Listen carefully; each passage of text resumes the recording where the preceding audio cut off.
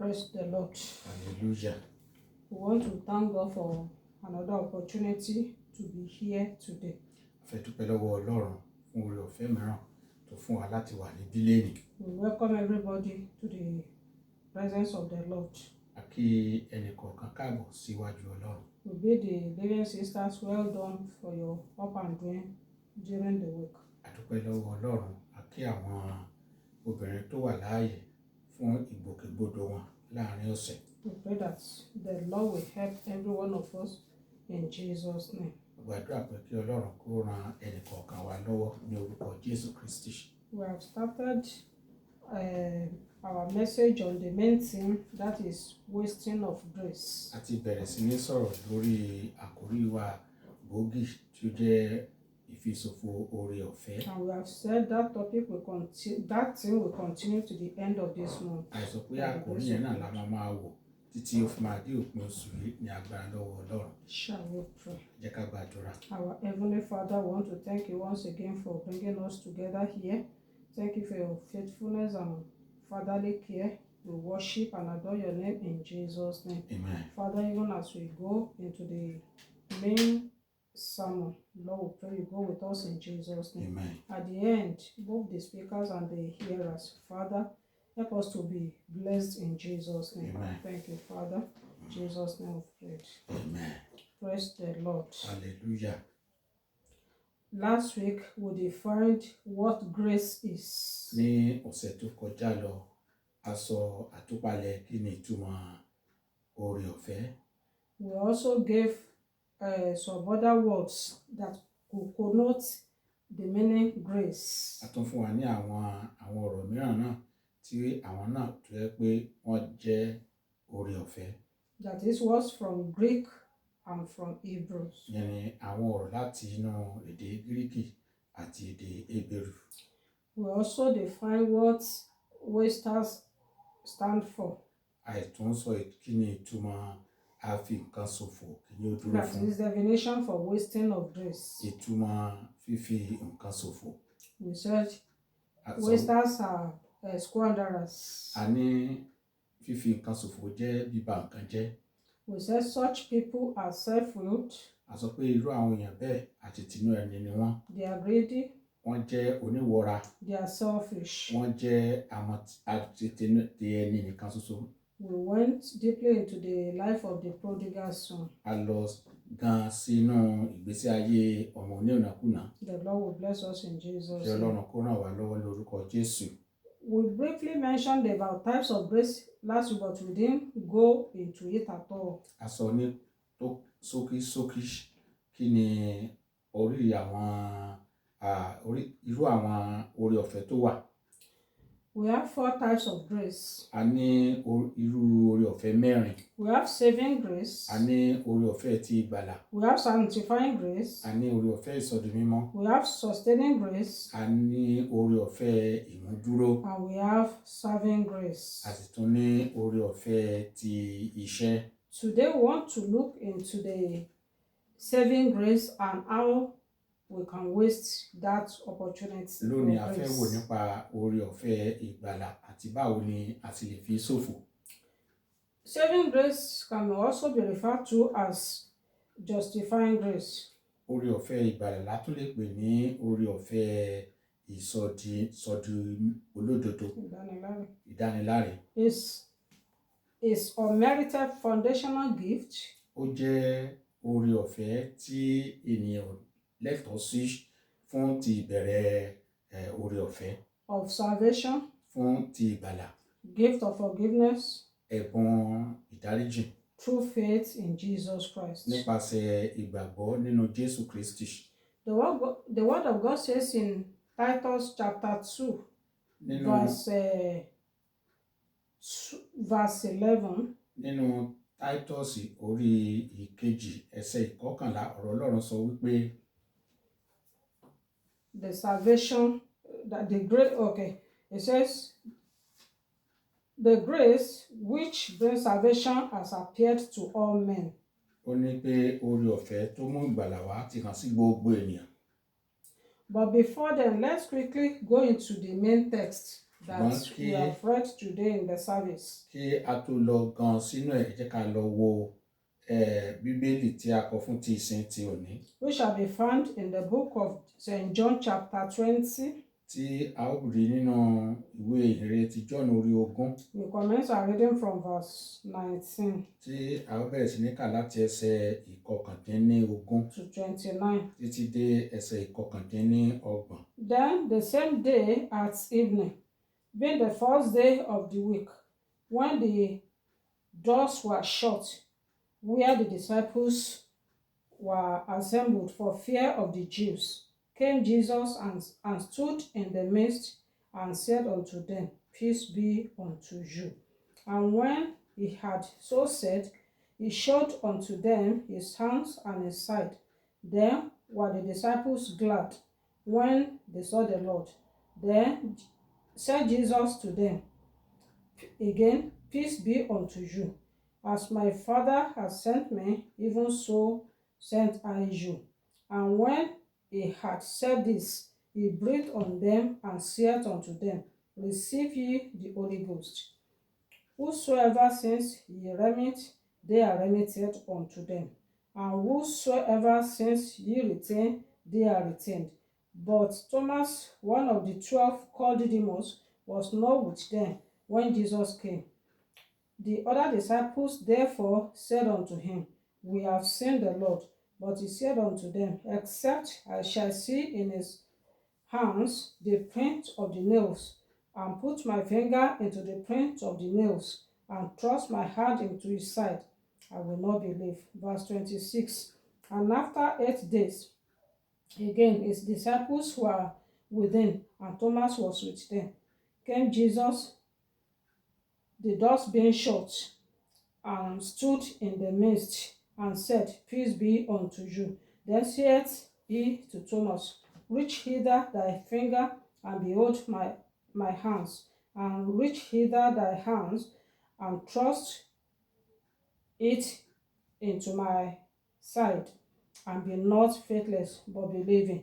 And Thomas answered and said unto him, My Lord and my God. Jesus saith unto him, Thomas, because thou hast seen me, thou hast believed. Blessed are they that have not seen and yet have believed. Ìhìnrere ti John orí 20 láti ẹsẹ̀ 19. Lọ́jọ́ kan náà, lọ́jọ́ ìkíní ọ̀sẹ̀, nígbà tí alẹ́lẹ́, tí a yí ti ilẹ̀kùn ibi tí àwọn ọmọ ẹ̀yìn péjọ nítorí ìbẹ̀rù àwọn Júù. Bẹ́ẹ̀ ni Jésù dé, ó dúró láàrin, ó sì wí fún wọn pé àlàáfíà fún yín. Nígbà tí ó sì wí bẹ́ẹ̀ tán, ó fi ọwọ́ àti ìhà rẹ̀ hàn wọ́n. Nítorí náà ni àwọn ọmọ ẹ̀yìn rẹ̀ yọ̀ nígbà tí wọ́n rí Olúwa. Nítorí náà Jésù sì tún wí fún wọn pé àlàáfíà fún yín. Gẹ́gẹ́ bí Baba ti rán mi, bẹ́ẹ̀ ni èmi sì rán yín. Nígbà tí ó sì wí èyí tán, ó sì mí sí wọn. Ó sì wí fún wọn pé ẹ gba ẹ̀mí mímọ́. Ẹ̀ṣẹ̀ ẹnikẹ́ni tí ẹ̀yin bá fi jì, á fi jì wọ́n. Ẹ̀ṣẹ̀ ẹnikẹ́ni tí ẹ̀yin bá dá dúró, á dá wọn dúró. Ṣùgbọ́n Tómásì, ọ̀kan nínú àwọn 12 tí a ń pè ní Dídímù, kò wà pẹ̀lú wọn nígbà tí Jésù dé. Nítorí náà àwọn ọmọ ẹ̀yìn ìyókù wí fún un pé àwa ti rí Olúwa.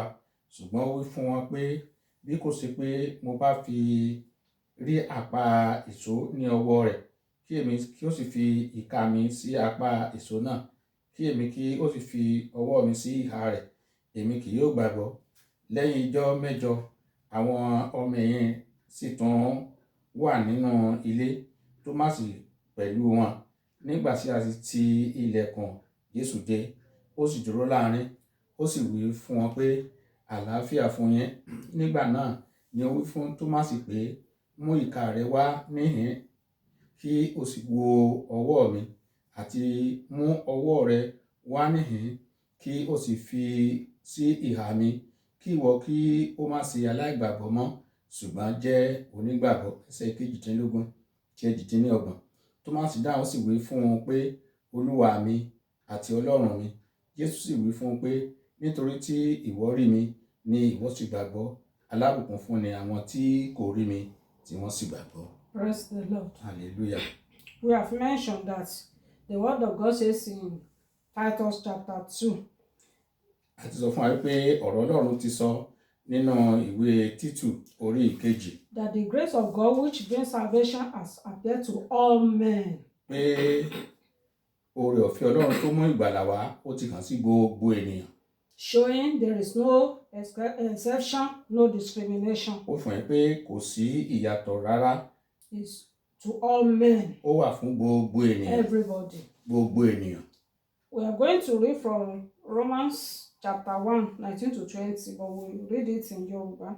A kà látinú ìwé Róòmù orí 1 láti ẹsẹ̀ 19 títí di ẹsẹ̀ 22. We want to see the reason why it should be to all men. Nítorí ohun tí ó lè mọ̀ ní ti Ọlọ́run ó hàn nínú wọn, nítorí Ọlọ́run ti fi hàn fún wọn, nítorí ohun rẹ̀ tí ó fi ara sin láti gba ayé a rí wọn gbangba. À ń fi òye ohun tí a dá mọ̀ àní agbára àti ìwà Ọlọ́run rẹ̀ ayérayé kí wọn kí ó lè má ní àríwí. Nítorí Verse 20. Yes. Praise the Lord. Hallelujah. If we listen to that verse 20, it says, so that there will be no excuse. Tí a bá kíyèsí ẹsẹ̀ ogún yẹn, ó ní kí a má lè rí àríwí. Nobody will say, I've not heard. Kò ní sí ẹni tó jẹ́ pé kò ní sí ẹnikẹ́ni tó sọ pé mi ò gbọ́. Or I don't know. Tàbí wípé mi ò mọ̀. God is already justified. A ti dá Ọlọ́run láre. God will bless us in Jesus' name. Amen. This grace of salvation has started right from the book of Genesis. Oore ọ̀fẹ́ ìgbàlà yìí ti bẹ̀rẹ̀ láti inú ìwé Genesis. When man fell, nígbà tí ènìyàn ṣubú, God provided another means. Ọlọ́run wá ọ̀nà mìíràn, ọ̀nà àbáyọ mìíràn. In Genesis 3:15, we are not going to read it. God has mentioned that the seed of the woman will bruise the head of the devil. Nínú ìwé Genesis orí 15 ọ̀rọ̀ Ọlọ́run sọ wípé èso obìnrin náà yóò fọ́ orí Sátánì. The devil might have thought everything is over. Èṣù ti lè rò wípé gbogbo rẹ̀ ti dópin, ó ti ṣe àtiparí. But it wasn't so. Ṣùgbọ́n kò rí bẹ́ẹ̀. We are going to read 1 Peter chapter 3. When we get home, we'll read chapter 1, 3 to 4 at home. 1 Peter chapter 1, verses 3 and 4. A ó kà látinú ìwé Pétérù kínní orí 1. We are going to read that at home. A kà nílé. Verses 3 and 4. Ẹsẹ̀ 3 àti 4. But we are going to read chapter 3 now, verse 18. Ṣùgbọ́n a ó kà orí 3 ní ìsinyìí ẹsẹ̀ 18.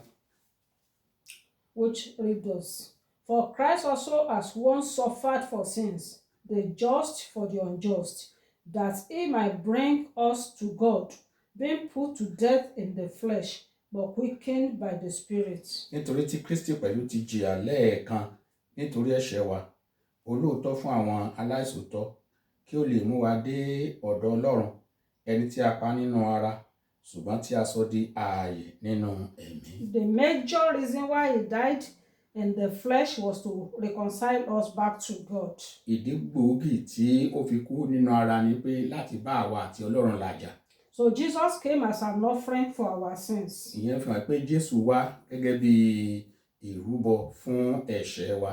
The Bible says, Bíbélì wípé without sins there is no remission of sin. láì bá sí ẹ̀ṣẹ̀ kò sí ìmúkúrò. So Jesus has granted us this grace by dying on the cross for everyone.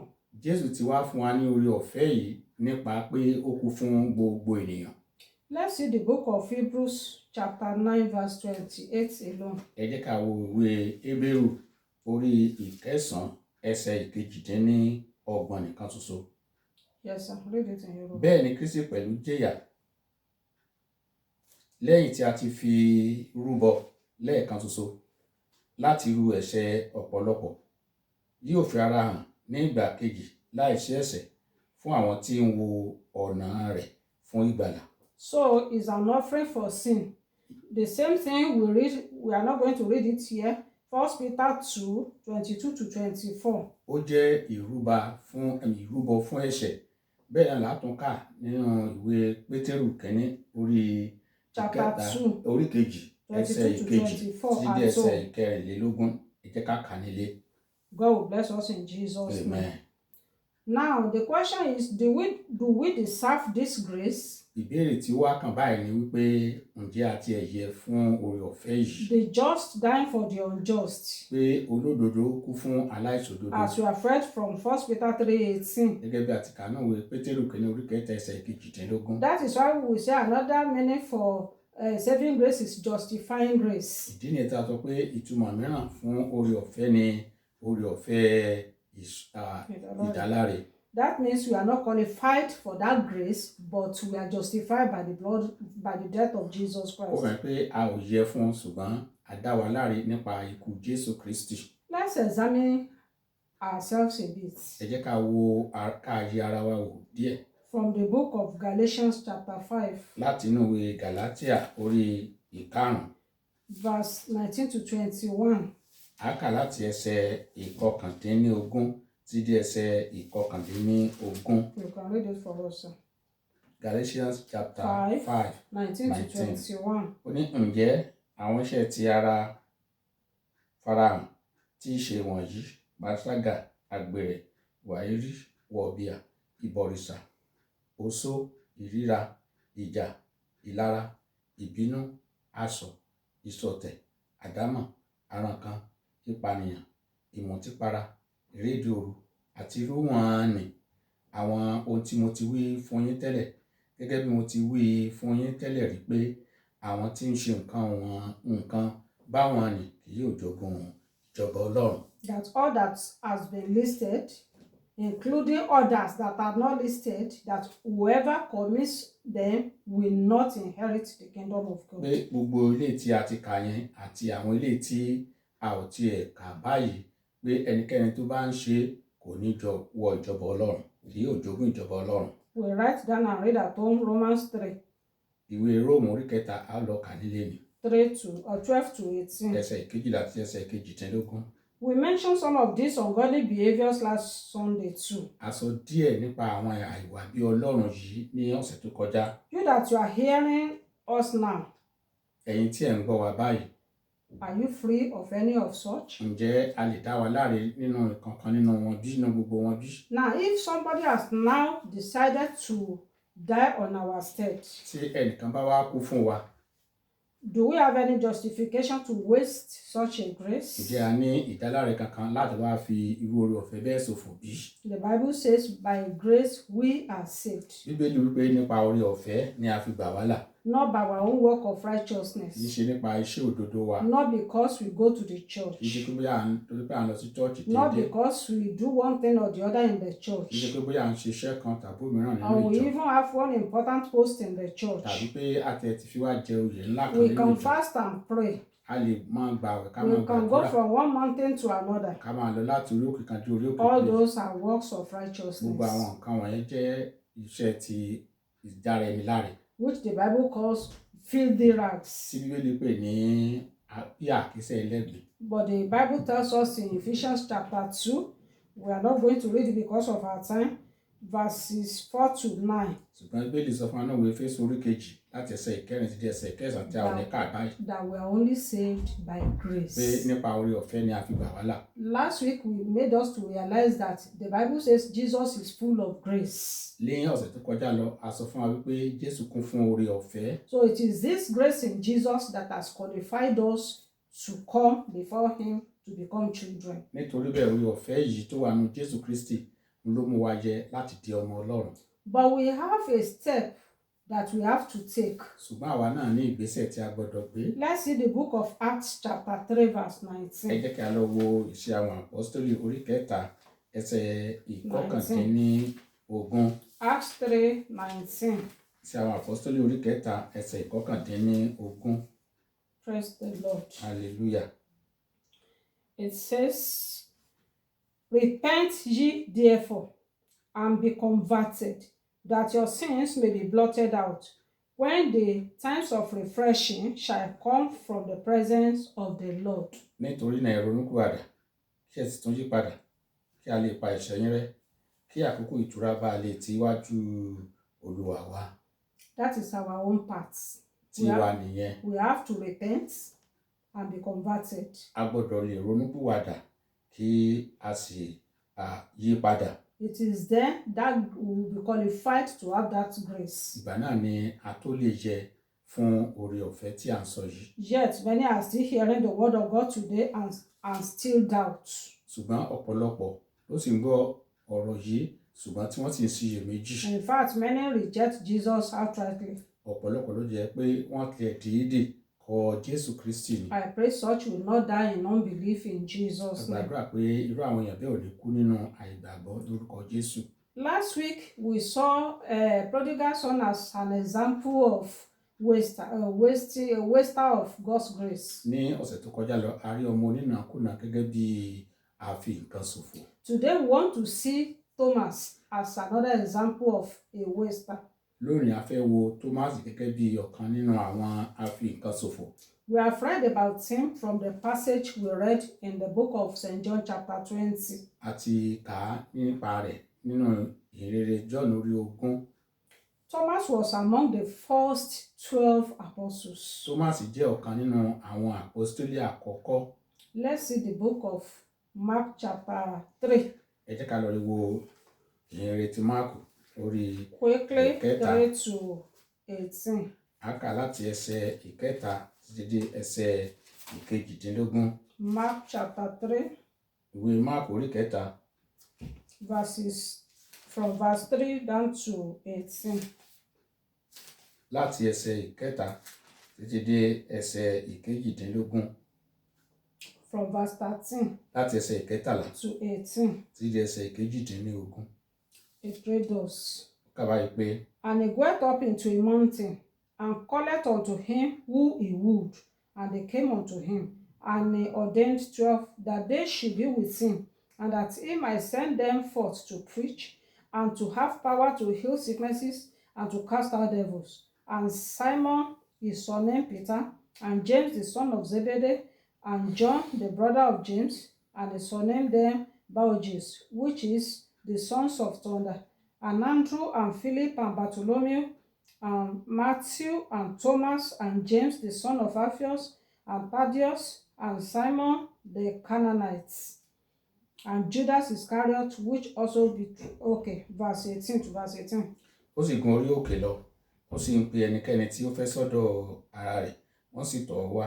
Ó sì yan àwọn 12 kí wọn kí ó lè máa gbé ọ̀dọ̀ rẹ̀ àti kí wọn kí ó lè máa rán wọn lọ láti wàásù àti láti ní agbára láti wo àrùn kárùn sàn àti láti lé àwọn ẹ̀mí èṣù jáde. Símónì ẹni tí a sọ àpèlé rẹ̀ ní Pétérù, àti Jákọ́bù ọmọ Sébédè, àti Jòhánù arákùnrin Jákọ́bù. Ó sì sọ àpèlé wọn ní Bóanerges, èyí tí jẹ́ àwọn ọmọ àrá, àti Áńdérù, àti Fílípì, àti Bartholomew, àti Matthew, àti Tómásì, àti Jákọ́bù ọmọ Alfeu, àti Tádéù, àti Símónì tí a ń pè ní Sílótè. We stopped in verse 18 because we wanted to see Thomas among them. A dánu dúró ní ẹsẹ̀ ìkejìdínlógún torí pé a fẹ́ ká rí gbangba pé Thomas wà lára àwọn tí ó pèsè ọmọ ẹ̀. So these apostles were called for 4 major reasons. Àwọn àpọ́stélì wọ̀nyí ìdí 4 pàtàkì láti pè wọ́n. 1, to be with him. Lákọ̀ọ́kọ́ láti lè wà pẹ̀lú ẹ̀. 2, to preach. Lẹ́ẹ̀kejì láti wàásù. 3, to heal.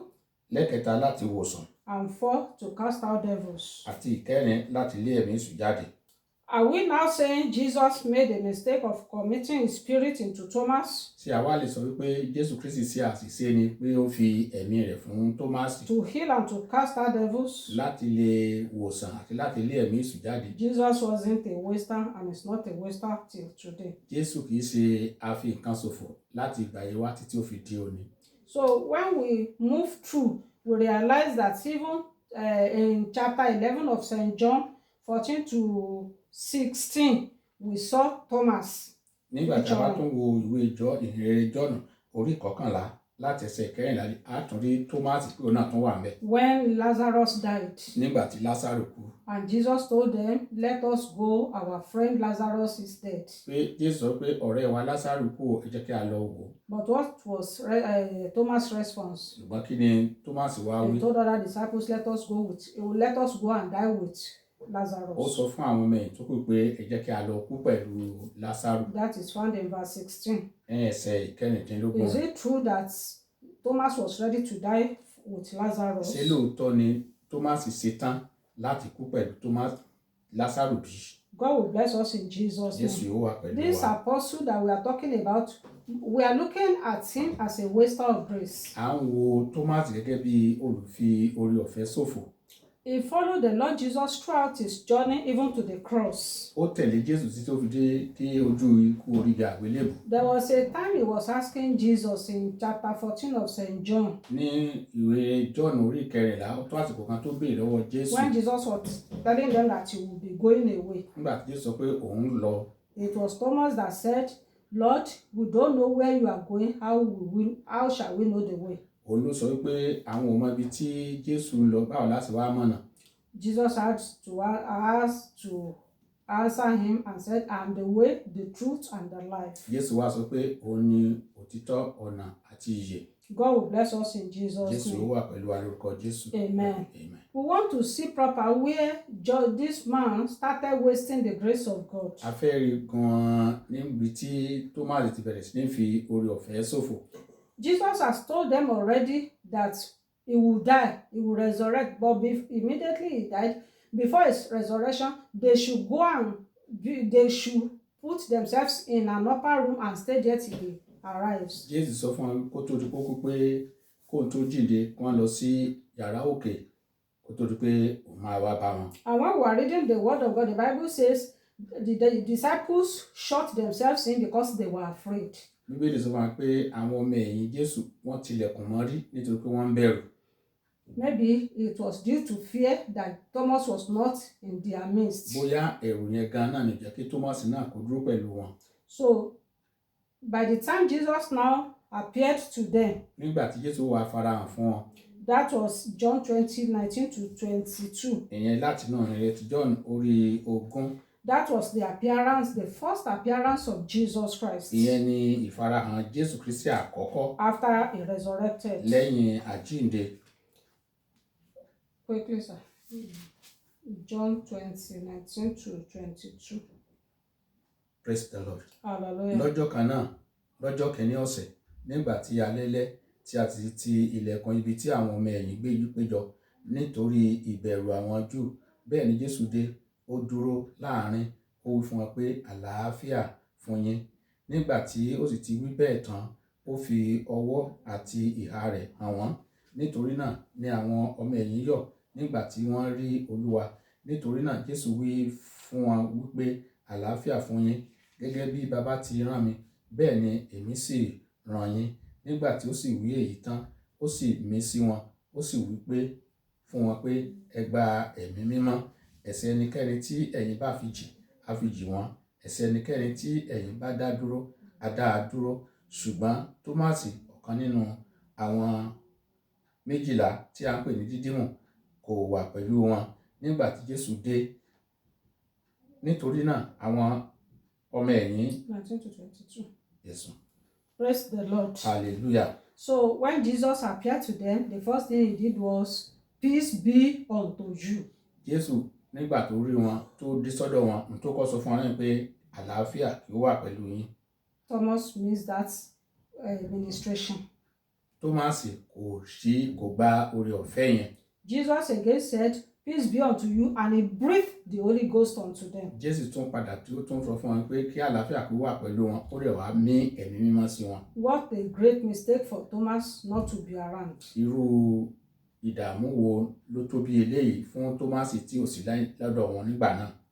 Brother, arákùnrin, sister, arábìnrin, mommy and daddy, bàbá àti ìyá. Where do you normally go whenever others gather in the presence of God in the fellowship? Níbo ni ó máa ń wà nígbà tí àwọn tó kù bá péjọ papọ̀ níwájú Ọlọ́run fún ìpéjọ papọ̀. As we have been commanded in Hebrews 10:25. Gẹ́gẹ́ bí a sọ fún wa nínú ìwé Hébérù. That we should not neglect the gathering of the believers. Pé a ò gbọdọ̀ kọ ìpéjọpọ̀ àwọn ará sílẹ̀. The word of God says, okay, let me say, whoever is not in the presence of God when he or she is supposed to be there cannot receive the blessing of God. Ẹnikẹ́ni tí ò bá sí ní àwùjọ àwọn ọmọ Ọlọ́run kò lè gba ìbùkún bẹ́ẹ̀. Let's see what Psalms 84 verse 11 has to say for us. Ẹ jẹ́ ká wo ìwé Sáàmù orí kẹrìnlé ní ọgọ́rin ẹsẹ̀ 11. Ẹsẹ̀ ìkọkànlá. It says, for the Lord God is a sun and shield. The Lord will give grace and glory. No good thing will he withhold from them that walk uprightly. Nítorí Olúwa Ọlọ́run ni oòrùn àti àṣà. Olúwa yóò fúnni ní oore ọ̀fẹ́ àti ògo. Kò sí ohun rere tí yóò fà sẹ́yìn lọ́wọ́ àwọn tí ń rìn déédéé. That condition is walking with God uprightly. Àti fi ìpinnu ẹ̀ lílẹ̀ wípé ẹni tí ó rìn déédéé. Despite the unfair attitude of many. Bó tilẹ̀ jẹ́ pé ọ̀pọ̀lọpọ̀ ó jẹ́ aláìka nǹkan sí. Still God tried to be patient with them. Ṣùgbọ́n síbẹ̀ Ọlọ́run tún sì ń sápọn láti mú sùúrù fún wọn. According to 2 Peter chapter 3 verse 9, we are not going to read it because of our time. Ti ṣe fún wa. Verse 9. Ẹsẹ̀ ìkẹsàn. But don't such people abuse God. Àwọn gan ni wọ́n máa ń rí àríwísí sí Ọlọ́run. They will say, this God is just too slow, he's slack concerning his promises. Wọ́n á ní Ọlọ́run yìí ó ti gbọ̀jẹ̀gẹ́jú, ó ti lọ́ra jù nípa ti ìlérí rẹ̀. If God were not to be patient, how ain't we been destroyed since these days? Tí Ọlọ́run bá wá mú sùúrù sí àti nípa wa run láti gbà iwájú. God will bless us in Jesus' name. Ọlọ́run yóò bùkún fún wa lórúkọ Jésù. We're still on Thomas as a waster of grace of God. Orí Thomas náà láti wà gẹ́gẹ́ bí a fi oore ọ̀fẹ́ Ọlọ́run ṣòfò. Don't forget he has missed out the Holy Ghost. Kí a mọ̀ gbà wípé ó ti pàdánù ẹ̀mí mímọ́. That's supposed to help them. Tó yẹ kó ràn lọ́wọ́. Others have received the Holy Ghost. Àwọn tó kù ti gbà á. That means many, when you are supposed to be in the Bible study, you are not there. You are supposed to be in prayer meeting, you are not there. Automatically, you are missing out God's blessings. Bí ó bá yẹ kó wà níbi àdúrà tó sí ńbẹ̀, bí ó bá yẹ kó wà níbi ẹ̀kọ́ Bíbélì tó sí ńbẹ̀, ó fi hàn wípé ó ti ń sọ àwọn àǹfààní yẹn náà nìyẹn. The Bible says the secret of God is with those that fear him. Bíbélì wípé ohun ìkọ̀kọ̀ Ọlọ́run ó wà pẹ̀lú àwọn tí ó wà pẹ̀lú rẹ̀. That's Psalm 25:14. Nínú ìwé orin Dáfídì orí kẹrìndínlọ́gbọ̀n ẹsẹ̀ ìkẹrìnlá. God will bless us in Jesus' name. Ọlọ́run yóò wà pẹ̀lú arúkọ Jésù. So for Thomas not to be where Jesus wanted him to be. Pé Thomas ò sí níbi tí Jésù fẹ́ kó wà. Let's see what he said in John chapter 20 verse 25. Ẹ jẹ́ ká wá wo kí ló wá sọ nínú ìrètí John orí 20 ẹsẹ̀ ìkẹẹ̀dọ́gbọ̀n. When others told him, the Lord has appeared to us, he came to us, and he did this, he did that. Nígbà tí àwọn tó kù sọ pé Jésù ti fi ara hàn wọ́n, ó ti fi ara rẹ̀ hàn fún àwọn pé ó dẹ̀ ṣe báyìí, kí ni Thomas wá ń wí. Then verse 25, the other disciples therefore said unto him, we have seen the Lord, but he said unto them, except I shall see his hands, the print of the nails, and put my finger into the print of the nails, and thrust my hand into his side, I will not believe. Nítorí náà àwọn ọmọ ẹ̀yìn yòókù wí fún un pé àwa ti rí Olúwa, ṣùgbọ́n ó wí fún wọn pé bí kò ṣe pé mo bá rí àpá ìṣó ní ọwọ́ rẹ̀, kí èmi kí ó sì fi ìka mi sí àpá ìṣó náà, kí èmi kí ó sì fi ọwọ́ mi sí ìhà rẹ̀, èmi kì yóò gbàgbọ́. Could anyone have imagined that such a statement will come out from the mouth of an apostle? Ǹjẹ́ ẹnikẹ́ni wa lè rò wípé irú ọ̀rọ̀ bẹ́ẹ̀ ó yẹ kó jáde láti ẹnu àpọ́stélì bí? Someone that walked with Jesus since he was chosen. Ẹni tí ó rìn pẹ̀lú Jésù Kristi láti ìgbà tí a ti yàn. Even to the cross. Títí dé orí igi àgbélébù. He said he could not believe. Ó ní òun ò lè gbàgbọ́. Let's come home. Ẹ jẹ́ ká wá sílé. As an elder in the church. Gẹ́gẹ́ bí alàgbà nínú ìjọ. As somebody that is holding one post or the other, gẹ́gẹ́ bí ẹni tí ó ti ní ipò kan as a tàbí leader òmíràn ní of ìjọ, one program or the other. gẹ́gẹ́ bí aládarí ètò kan tàbí òmíràn. Hope we are not like Thomas. Ṣé a ò dàbí Tòmásì Are bí? we doing the work with our mouths? Ṣé à ń ṣe iṣẹ́ náà gẹ́gẹ́ nípa ti ẹnu mi? But within us, our faith is not attached to Jesus at all. Ṣùgbọ́n nígbà tí a bá sọ̀rọ̀ nípa ti ìgbàgbọ́ wa ò tiẹ̀ so mọ́ Jésù rárá. Nobody can see that traces in our behavior. Kò sí ẹnikẹ́ni tó ti lè rí àràpá rẹ̀ nínú ìhùwàsí wa. God will bless us in Jesus' name. Ọlọ́run yóò bùkún fún wa lórúkọ Jésù. We should not forget that this Thomas has preached. A má gbàgbé pé Tómásì pẹ̀lú náà ti wàásù o. He has healed different diseases from people. Ó ti wo ọ̀pọ̀lọpọ̀ àìsàn àti He has performed miracles too. Òun náà ti ṣiṣẹ́ àmì o. And was even there when Jesus was performing diverse miracles. Ó sì wà pẹ̀lú Jésù nígbà tí Jésù ń ṣe onírúurú iṣẹ́ ìyanu. But if we have not forgotten, last week we said, waster of grace, they are always carnal people. A sì ti sọ fún wa ní ìjẹ́jọ́ tí a ò bá gbà wípé àwọn tó ń fi oore ọ̀fẹ́ ṣòfò yìí wọ́n jẹ́ ẹni ti ara. Automatically we can see that Thomas himself was a carnal somebody. Láì dóònà pẹ̀lú a lè rí pé Thomas ní tòótọ́ òun náà jẹ́ ẹni ara. What happened in verse 26 to 29 quickly? Ẹ jẹ́ ká wá wo tí ló ṣẹlẹ̀ nínú ìhìnrere John orí 20 láti ẹsẹ̀ 24 sí di ẹsẹ̀ 28 ní kánkán. Yes, sir. Lẹ́yìn ijọ́ mẹ́jọ àwọn ọmọ ẹ̀yìn rẹ̀ sì tún wà nínú ilé àti Thomas pẹ̀lú wọn. Nígbà tí a sì ti ilẹ̀kùn, Jésù dé, ó sì dúró láàrin, ó sì wí fún wọn pé àlàáfíà fún yín. Nígbà náà ni ó wí fún Thomas pé mú ìka rẹ wá níhìn kí o sì wo ọwọ́ mi, sì mú ọwọ́ rẹ wá níhìn kí o sì fi sí ìhà mi, kí ìwọ kí ó má ṣe aláìgbàgbọ́ mọ́ ṣùgbọ́n jẹ́ onígbàgbọ́. To 28. Thomas dáhùn ó sì wí fún un pé Olúwa mi àti Ọlọ́run mi. Verse 29. Jésù wí fún un pé nítorí tí ìwọ rí mi ni ìwọ sì gbàgbọ́.